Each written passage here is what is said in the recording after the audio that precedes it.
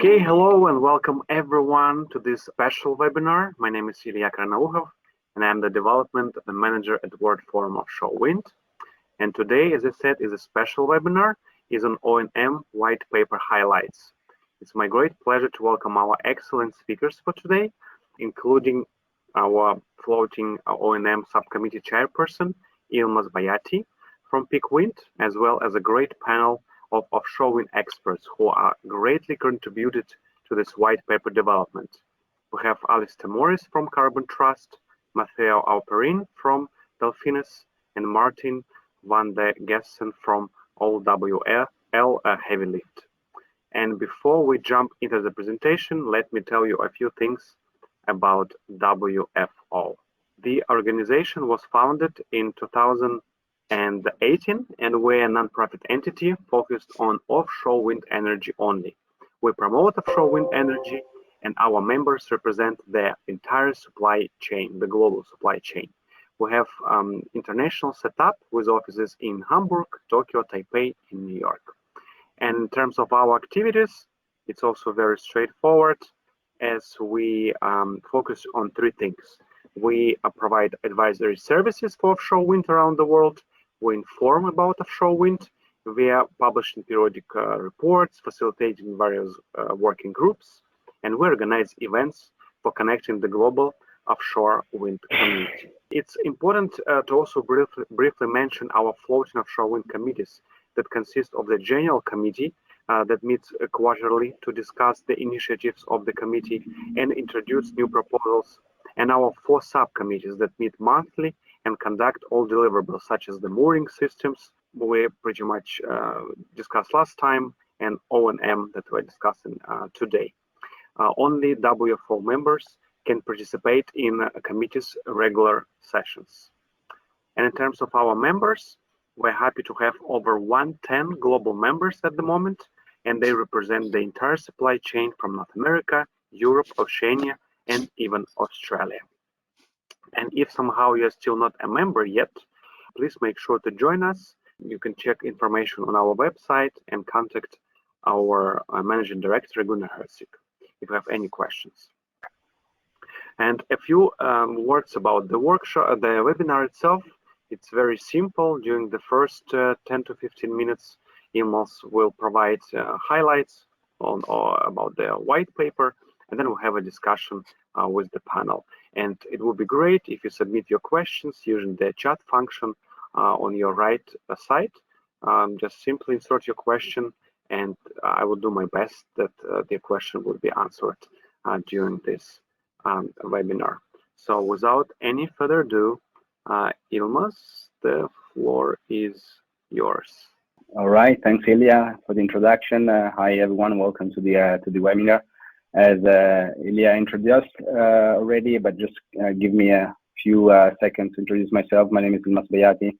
I'm heading up the floating wind team in Peak Wind, and also have the honor of chairing the O&M subcommittee since early 2021. So the purpose of this webinar is to give some organized thoughts based on the effort that we have been putting and led us to publishing the second white paper, but I want to also take the chance to link the topic of today to the previous white paper, which is, let's say, covering a very, let's say, overlapping topic.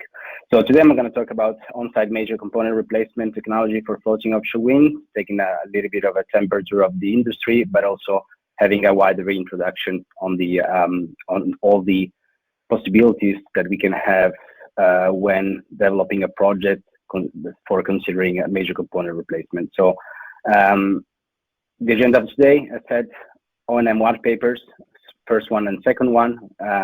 What are the off-site repair strategies that we have been investigating in the first white paper, but then coming down to the second white paper, where we had a look into the specifically on-site repair strategy. And then I'll finish up with a few, let's say, thoughts regarding how to foresee, let's say, the go-to-market outlook for what regards the on-site repair strategy in the years to come. So let's get started. So one of the key O&M topics when it comes to floating wind is addressing how major component replacement will be carried out, because this is crucial point. It has a lot of effect on many, let's say, aspects of the operational phase, and it has a lot of impact on cost. So we can basically divide major component replacement strategy into two categories. One is off-site maintenance, and the other one is on-site maintenance.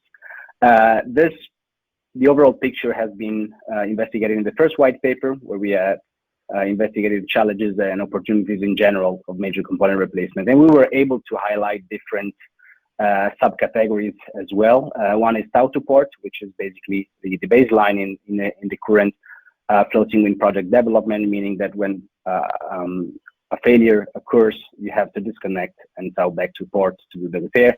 But you can also have sort of a hybrid setup where you can actually disconnect and bring it not to the port, but in a sheltered area close to shore. But then there are new technology coming up, which are mainly addressing how to possibly conduct this major component replacement on site without the need of disconnecting the unit. And then we have highlighted two main possibilities. One is making use of floating to floating vessel that can do the repair on site, but also having new technologies that we call add-on cranes to actually carry out the on-site repair with the use of making use of new piece of technologies that we are gonna be looking at today. And this is basically the focus of the second white paper. So let's go a little bit, and let's have a closer look into the off-site repair strategy. Let's start from the well-known tow to port. So when a failure occurs, you have to transit to site.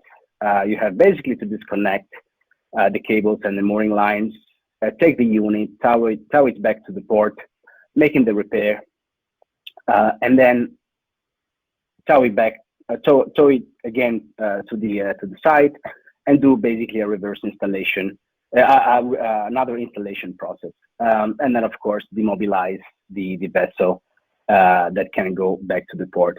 So if you look at the let's say the pros of this procedure, it's a fairly relatively straightforward process. You just have to disconnect and reconnect, and it doesn't really involve new technologies than the ones that are currently being adopted. It's a sort of a reverse installation process. But on the other side, there are quite some risks related to to repeatedly disconnecting and reconnecting the assets, so cables and mooring lines, which can bring about some secondary damage. But also it's heavily reliant on weather windows, right? Because you have a pretty long weather window to be carrying out from A to Z this process. And we have seen in Kincardine, let's say, asset how long it took. So in the order of magnitude of months, right?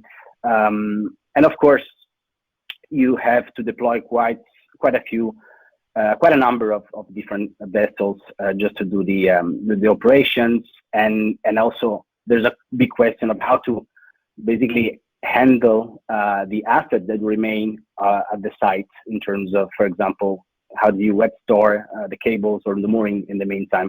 And of course, this is not, let's say, completely disconnected from a few requirements that are typically related to the port, right? So you're not gonna be able to tow back to port, to every port, because you're gonna have, depending on the floater type and the floater design, draft, for example, requirements and so on. You can basically organize to actually carry out a similar process, but without towing back to the port, but towing back to a sheltered area. So it's called tow to shore, or even tow to shallow sometimes. So basically, the trigger is the same. You have a failure, you have to mobilize, transit to the site, disconnect the unit, tow back in a sheltered area where you can actually, and this is the interesting part, can rely on a jack-up vessel. So I said hybrid because it has similarities to let's say bottom fix major component replacement, but then doing the reinstallation process again. Of course, this is on one side you can rely on vessels like jackup vessels that are typically used in bottom fix, does not involve harbors, and it's always or most of the time it's possible to identify areas that can be kind of protected, sheltered without implying the use of a port.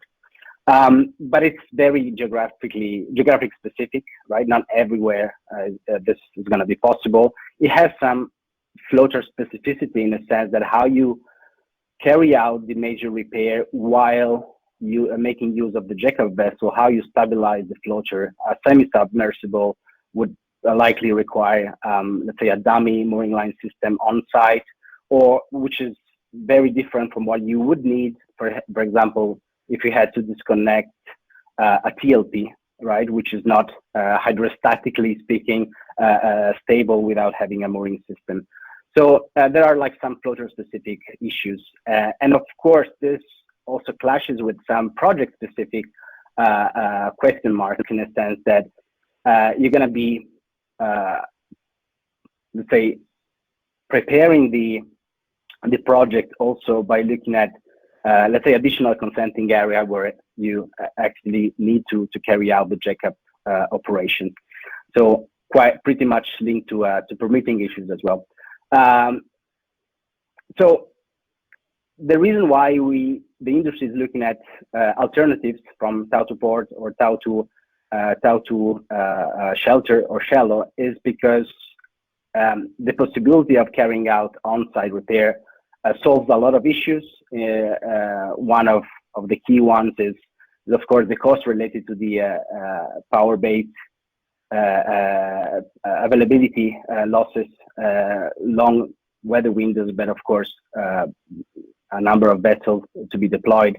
And there are a few possibilities when looking at the on-site repair strategy that can be very much game changing in a way.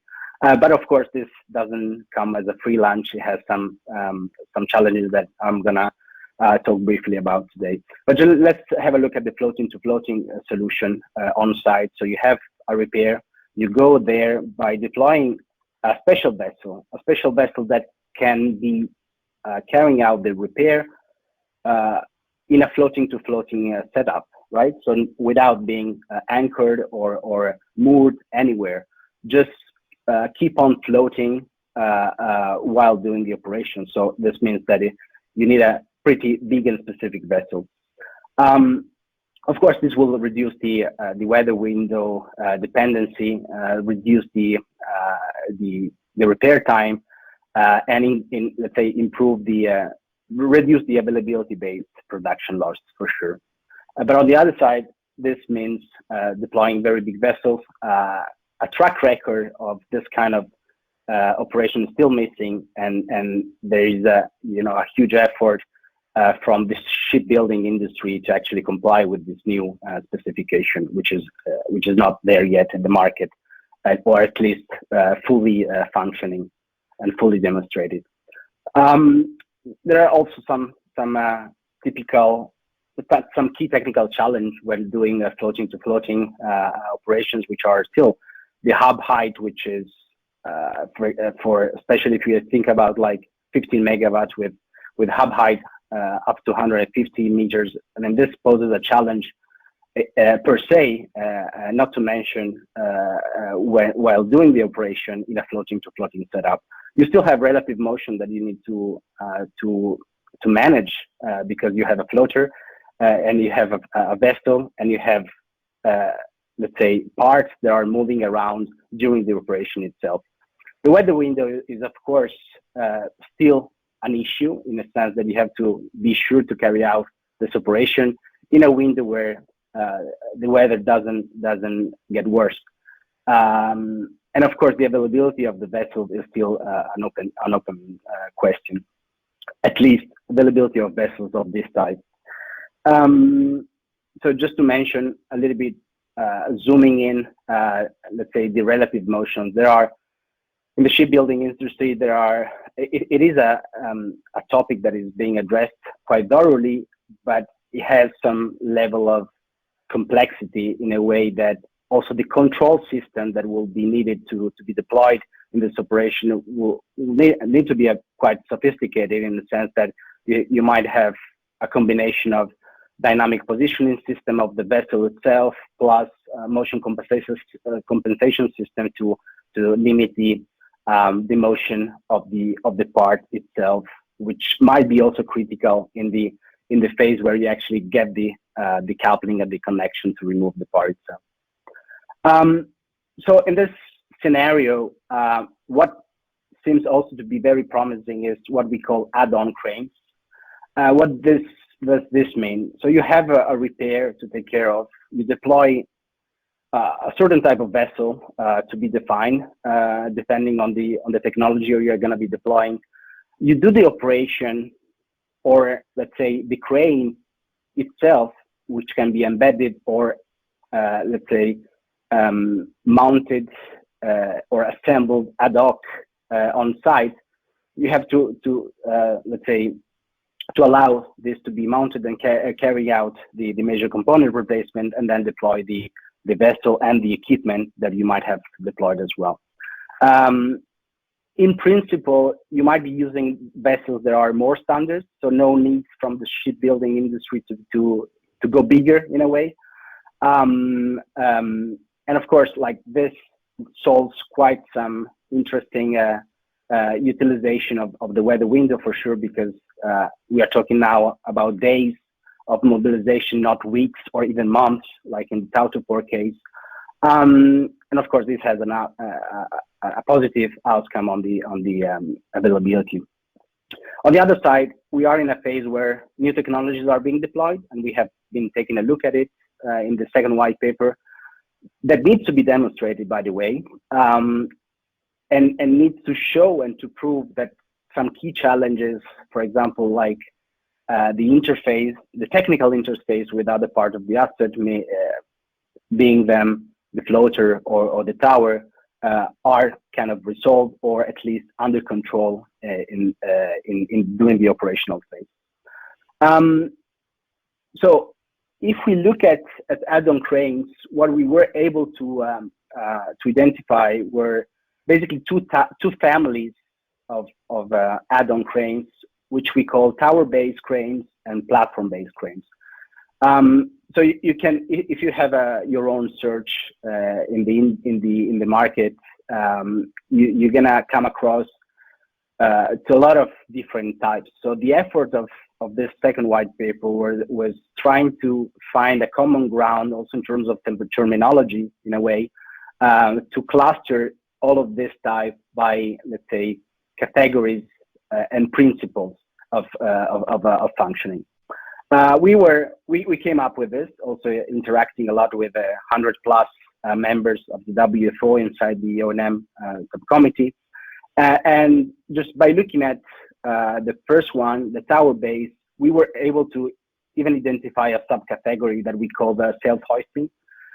So self-hoisting tower-based add-on cranes, in a way. So these are typical technologies that are basically installed by means of wires that are attached to the nacelle, and make this piece of technology able to crawl up through wires from the platform, supporting platform, or even from the floater itself to the nacelle, and are typically utilizing some already mounted nacelle cranes to typically, let's say, have a role in the pre-assembly phase, meaning that, as you can see in the picture, we have the nacelle crane that hoists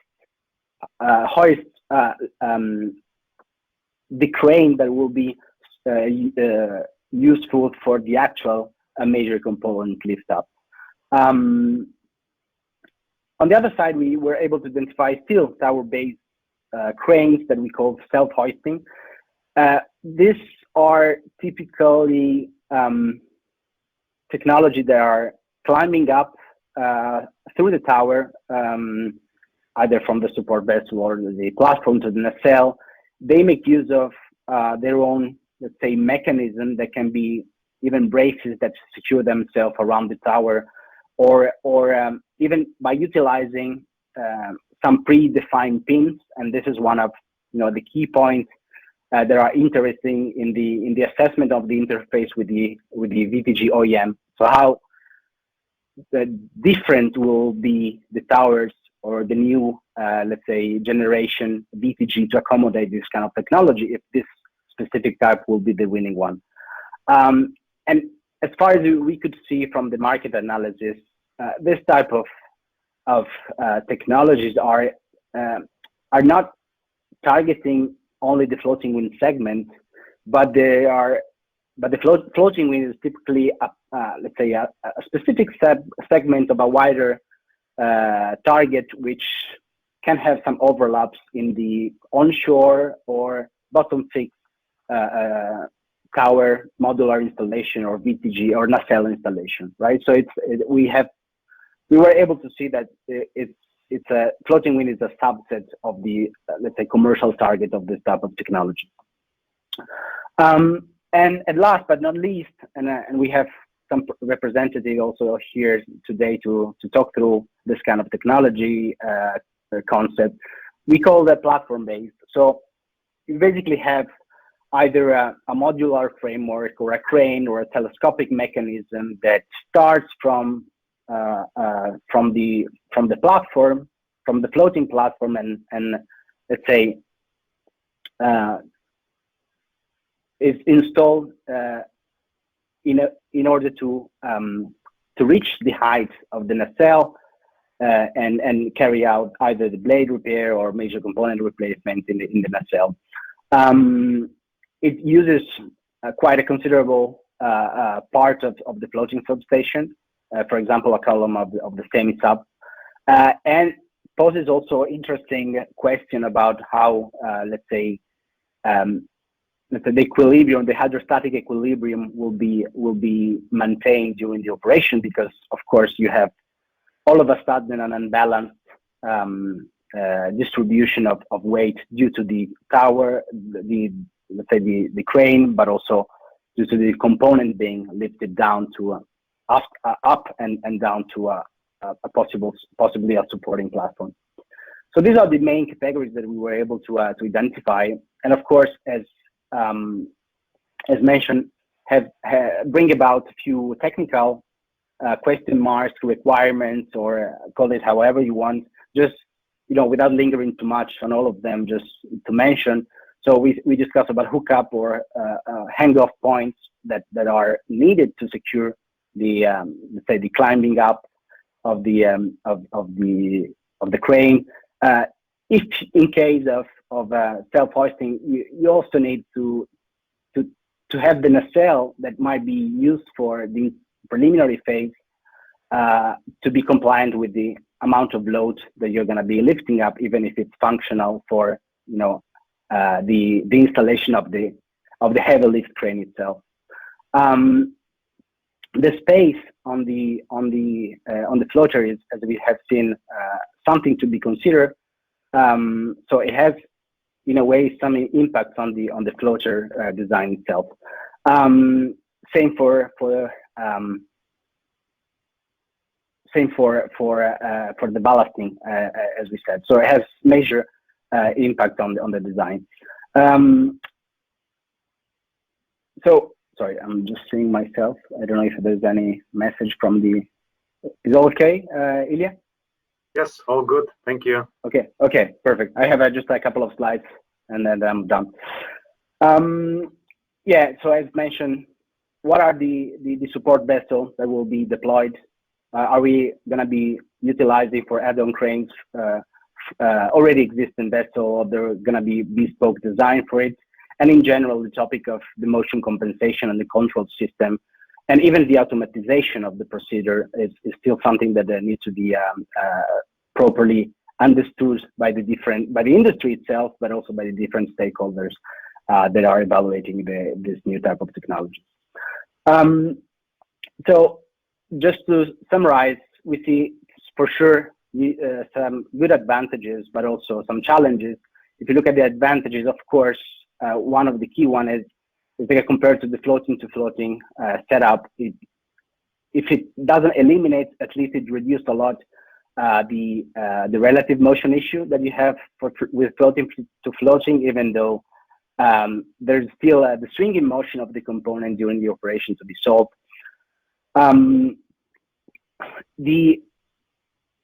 Especially for the tower-based crane, so you have, let's say, the tower that you utilize for reaching the height that you need. So it's basically very interesting because it doesn't require, that height is being provided by the crane itself. You can utilize the tower height to actually reach the height you need. You can utilize more standard vessel in a way. You free up the port space, so you don't rely on specific ports. You can do it on site for sure. And also in the case of serial defects, if they occur, we can see a scenario where you deploy this on-site repair technology and you solve all the serial defects all at once. But of course, we have still some challenges related, for example, to the weather window, which might be still critical in a few cases, even if it improves the scenario for sure compared to the floating to tow to port or tow to shallow. But of course, how, from a technical point of view, this will drive the floater design in terms of adaptation to this technology, or there will be the way around. And in general, which is like more for the project development aspect, how will be the liability and responsibility in case something goes wrong during the operation? Will it be of the developer? Will it be of the OEM? Will it be of the floater designer? How let's say, balance of plant contracting and also service agreement drafting will be changed to accommodate these new technologies. This leads me to the final slide, and which relates on a little bit of the outlook. So how can we see these technologies, specifically add-on cranes, to be deployed to the market? So we see for sure different scenarios depending on how technically but also commercially this technology provider will decide to make their own way to the market.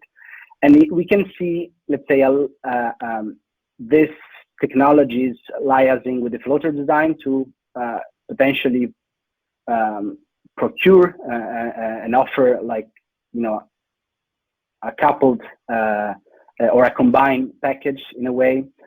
We have seen, especially with the latest news, some interesting go-to-market strategy of add-on crane providers with developers, just to mention WindSpider and RWE, that have recently signed let's say, a joint effort to get to the market.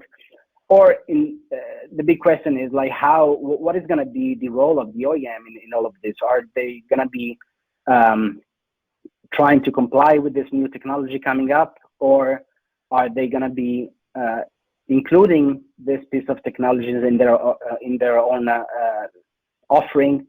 How is going to be, let's say, the interface with the OEM is a key issue to solve. And this, of course, depending on how the player will team up to get into the market, there will be for sure different project-related dynamics when it comes to, as I said, operation and maintenance contracting, but also responsibilities and liability during the operations.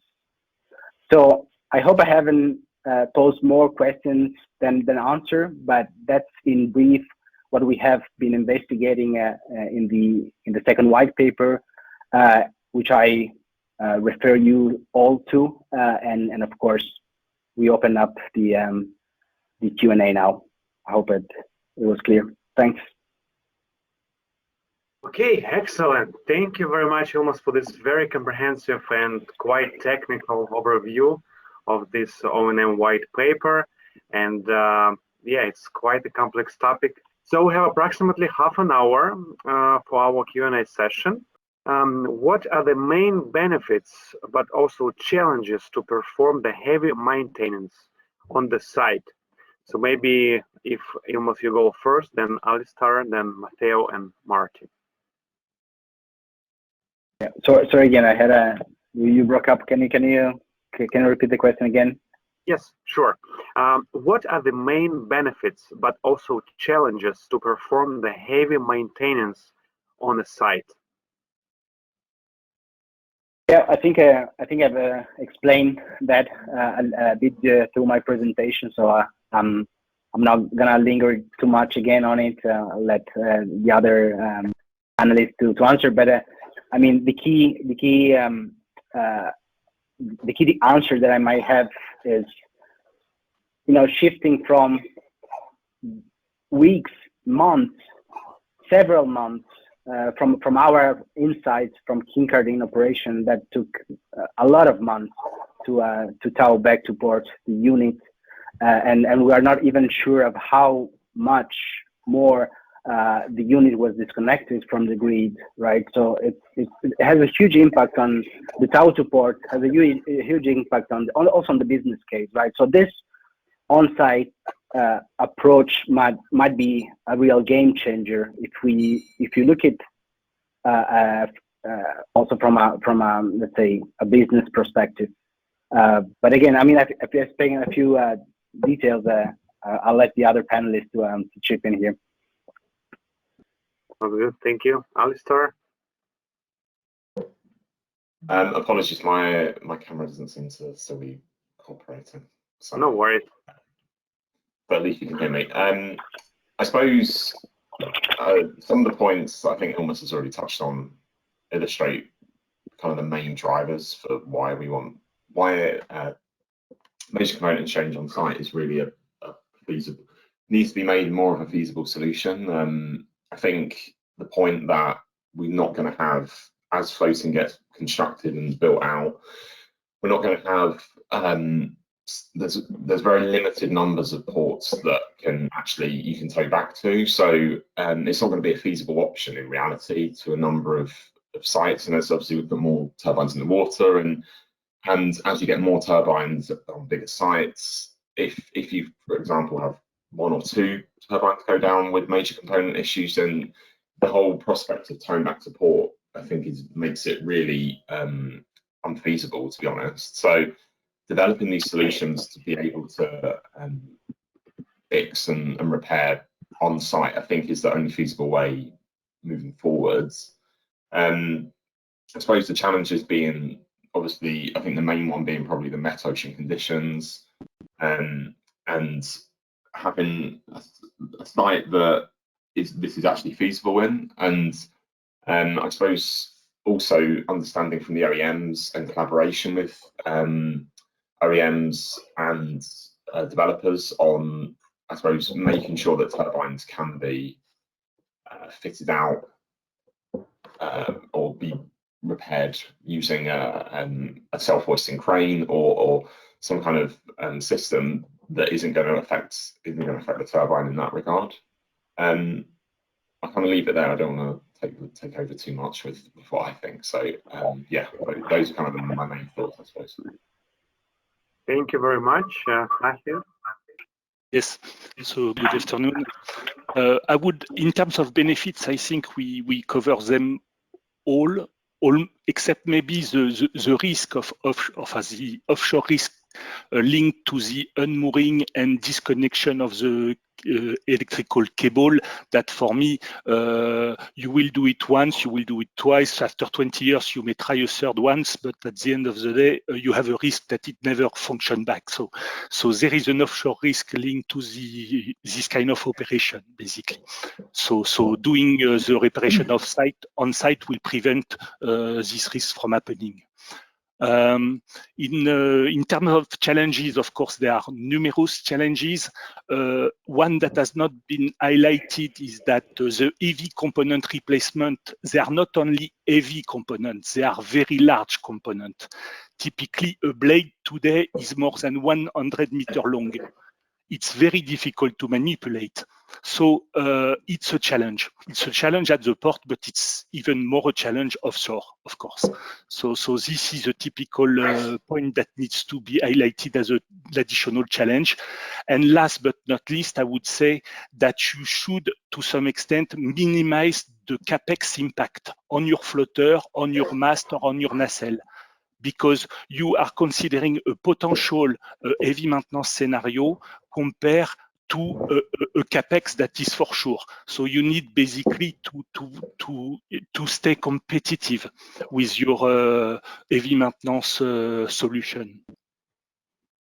Okay, so great. That's it for me. And coming back to the platform-based solution that Ilmas was presenting, saying that it could create a lot of challenge in terms of, well, you will realize that I'm defending a platform-based solution, obviously. At the end of the day, I don't think temporary ballasting of a floater is a drama. You do it during installation, you can redo it to get the tilt back, basically to get the horizontality back once you land some item on a semi-sub, for instance. So it should be manageable. That's not my only problem today, I would say. Okay, back to you. Great, thank you very much. Maarten? Well, my view on this is that the operation, the biggest difficulty in the operation is that towing back to port makes it rather unpredictable. The benefit should be that it's straightforward with assets which are widely available, making it a proper estimated planned operation. What we have seen happening now in Scotland is that assets are not regularly available. The hooking up and towing back actually takes a lot longer than all was expected. And then still you need to have a very large crane in a sheltered area, which is also not regularly available. So basically you make the operation very complex and flooded in uncertainty. I think that should be the major benefit of executing an operation like this in field, to shorten that duration and give it a huge more predictability of how it's executed. Of course, the difficulty is that in that sense, you are going to perform in an offshore location, and in any offshore operation, there is risks involved. So those have to be planned and managed. And one of the managing factors here is to keep the offshore duration as small as possible. So rather going from months to days, we feel it should go to hours. Yes. Okay. Great. Thank you very much. The next question is, what are the next steps in commercialization of different crane concepts, and how do we de-risk this? In other words, how can heavy maintenance solution providers such as Dolfines or WL Heavy Lift enter the market given the presence of so many floaters designed and relatively uncertain project development timelines? So maybe we'll start this time with Alistair, then Mathieu, then Maarten, and then Ilmas. I suppose in terms of commercializing concepts and further development, I guess the main kind of challenges is the actual demonstrations of these. So I know that there's been a couple. I think it's the Lifter have already demonstrated their crane on a onshore turbine, but I think it's a case of getting demonstrations to take place, and that's where more can be understood, and these can then mature and develop. I think understanding from the OEMs what tower nacelle retrofitting is required, and also making sure that the crane developers themselves are addressing the dynamic lifting challenges that there are in offshore platforms. I think some are already, but I think these are kind of the key aspects that need to, in terms of next steps that need to happen to see this development of technology and progress forwards these concepts. I suppose OEM and developer collaboration, which I kind of touched on already, I think is also really important here. So when it comes to these crane developers working on their solutions, having steers from the OEMs and also from the developers themselves of wind farms, I think will be critical to help mature these concepts further and actually, I suppose, giving one of these an opportunity to go and install offshore, or for example, demonstrate offshore using a site that's like a developmental site rather than a specific waiting for a specific issue to arise before potentially trying to deploy this technology. Yeah, I think that's kind of my thoughts on that. Okay, great. Thank you very much, Alistair. Mathieu? Yes. So yeah, first let me just briefly describe our design. So we are designing basically a telescopic system called the Home, that is more or less a top crane that you have put on a telescopic mast that expands vertically. So basically, we are finalizing the design this year and expect basically to make a prototype scale 1 starting this year, and to put this tool first on the offshore bottom fixed market. Why? Because in fact there is a significant market on bottom fixed for this tool. Typically, we all know that there will be difficulties to find XXL jackup in the near future. They will be rare and expensive. And typically tomorrow, if we use a medium-sized jackup equipped with a telescopic system plus the top crane, it will be able to replace the XXL jackup for all the activity linked to heavy maintenance, where the XXL jackup is oversized anyway. And also it will be, this tool will be able to install all the blade of a farm typically, and avoiding the XXL jackup to lose 1/3 of his precious time installing blade. So definitely we have a playground, I would say, with the bottom fixed to test the Home concept. So we are lucky on this particular occasion, I would say. So okay. That's all for me. Great, thank you very much, Maarten. Our biggest challenge in the commercialization is covering the market risk. From a design perspective, we are handling and have covered ourselves for development of concept, developing vessel, using components which each for themselves have already been proven in alternative markets. So in that sense, there is not much new in what we do in components separately, but as a combination, it is rather new. We are using a floating vessel which remains next to a floating turbine, so we can serve either centrally positioned floaters or side positioned floaters. We have done a number of studies towards mooring lines here, and for those cases we have always remained clear of the anchor mooring patterns of the floaters. So there we are actually very independent from floater design and not hesitated there. I think where we would need assistance from the market is to deal with this market risk, and that is not only dealt with via test programs, that actually needs to connect a market program which is followed by the test program. We have to build a very capital intensive unit, and that will not be built on the basis of test programs alone. That actually needs work once it is proven. And I think there we would have a question for the market. Of course, we are looking to also utilize the unit elsewhere. We are working on a crane ship that can work in oil and gas industry as well as it can work in renewable industry. So there are alternatives for us should that ever become relevant. Great, thank you very much, Ilmas. Yeah, can you hear me? Yes. Yeah, I think my last slide was picturing there are, when it comes to new technology, whether it is in offshore or floating wind or wherever there's a startup phase that is of course to be solved.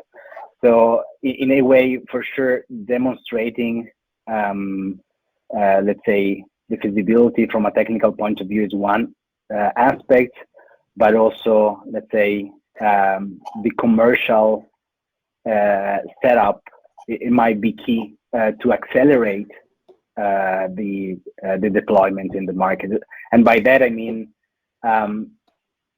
the business case needs to be proven, and also to find partners that want to, let's say, share the journey for the market is a key.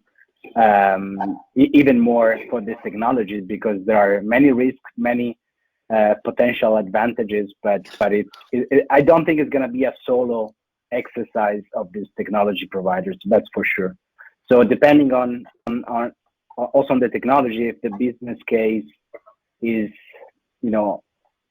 evidently interesting, it also depends by how this new technology provider will be able to liaise with the floater or with the developer or with the VTG manufacturer, right? So I think the key will be for getting to the market by, let's say, 2030, when most of the commercial projects will have supposedly the commissioning. Then I think that it will really depend on how let's say the full package will be presented to the market. And by that I mean, what are the joint venture that are going to be most promising in a wider sense, not only necessarily technology driven. Mm-hmm. Okay, great, thank you very much. The next question from the audience. Given that towel oscillations or swing on existing fixed base turbines can make it difficult for installing companies such as blades, what methods or technologies are being explored to limit and control a lead movement for these new floating components exchange concepts? It's a technical question, so any volunteers or any comments on that, please just go ahead. Well, I can go first. So I spent a lot of my early phase career in assessing dynamics of mechanical system and vibrations. So I can say something hopefully reasonable. So I think it's a key topic, and it, as I said in the presentation, is not necessarily solved completely by add-on cranes, because there's still, as Mathieu said, not only challenges in terms of weight, but also challenges in terms of relative motions that still persist during the operation itself. It's not let's say by full degrees of freedom set up, but it can be limited to one or two, but there's still a major issue. The way I see it is that there might be a technical combination with motion suppression systems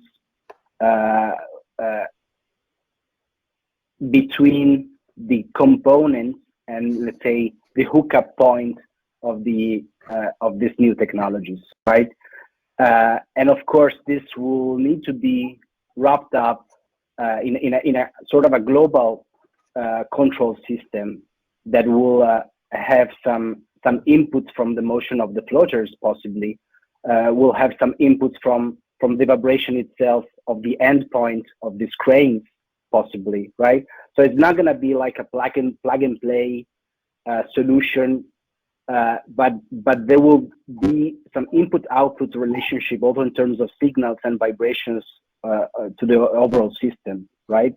And that's, in my opinion, let's say, regardless the specific technologies, right?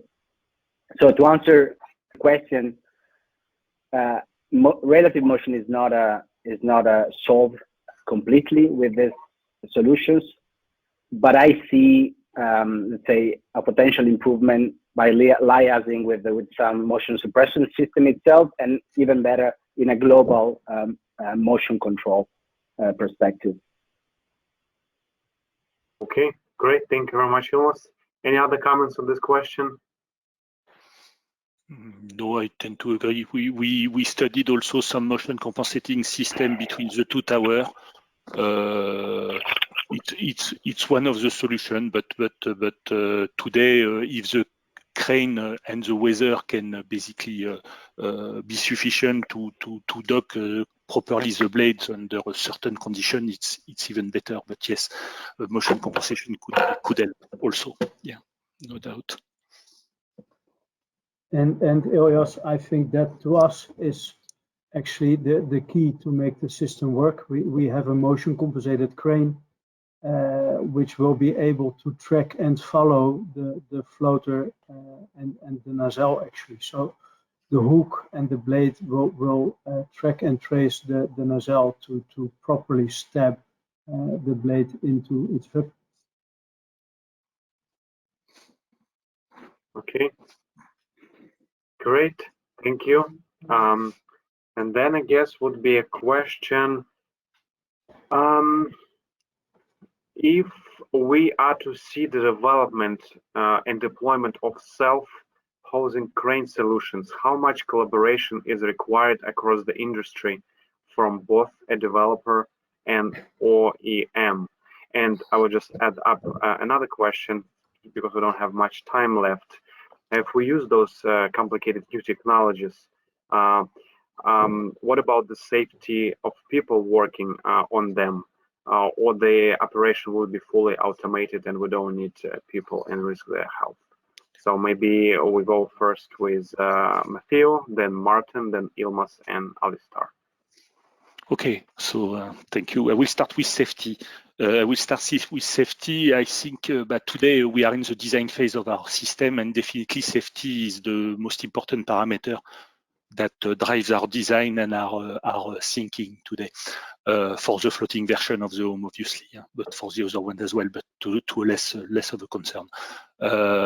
So for instance, I would give an example. We intend for the floating version of the home to have a remote operated top crane.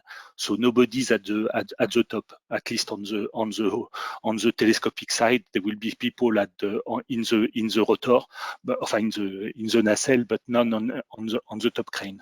Same to assemble all the elements together with onto the floater. There will be we will use several automatic locking device basically. So in fact, we will avoid as much as possible the human intervention on board the floater. Whenever it's possible, we will avoid it and use automatic systems. In parallel to that, so the second question is the development of the self-hoisting crane solution with some partners. Obviously, developers are key to help people like us to find the right, to go up to the market and to the tier L9, because we are small companies. In parallel to that, you mentioned OEM, Ilya. For my solution, basically, because it's a platform-based system, I don't touch the mast nor the nacelle. So basically, I'm compatible with all turbine and mast. So this is OEM is important, but mainly for self-climbing or for other type of methods, basically. Having said that, my own interface is with the floater designers. And basically today, some of them are already, we are working with a few of them already on the subject to have their design compatible with the product we are designing, basically. That's all for me. Thanks. Thank you very much. So it would be great if the remaining Maarten, Ilmas, and Alistair have like 1 minute each. So that would be great. And Maarten next. And then let me try to keep that as short as possible. We have two methods to keep the operation as safe as possible. First is we minimize time, exposure time, so our exchange operation is completed within 24 hours, preferably within 12. In that 12 hours, the actual connection time between crane and turbine is less than 1 hour. So the actual time that we are touching something connected to the floater is extremely limited. Then that time specifically is something we approach like a reverse dive operation. So whilst people are not below surface, they are high at altitude within the nacelle doing their work. And that means that we are approaching that with the DP3 system, which basically has no single point of failure. And that allows us to safely complete the operation at any point in time. Of course, this has been under development for a long time already, a number of years. And during that time, we have had contact with the O&Ms, with the park owners, and with the floater designers. So we really try to involve all the stakeholders here. Okay, great. Thank you. Ilmas? Yeah, I don't think I have much to add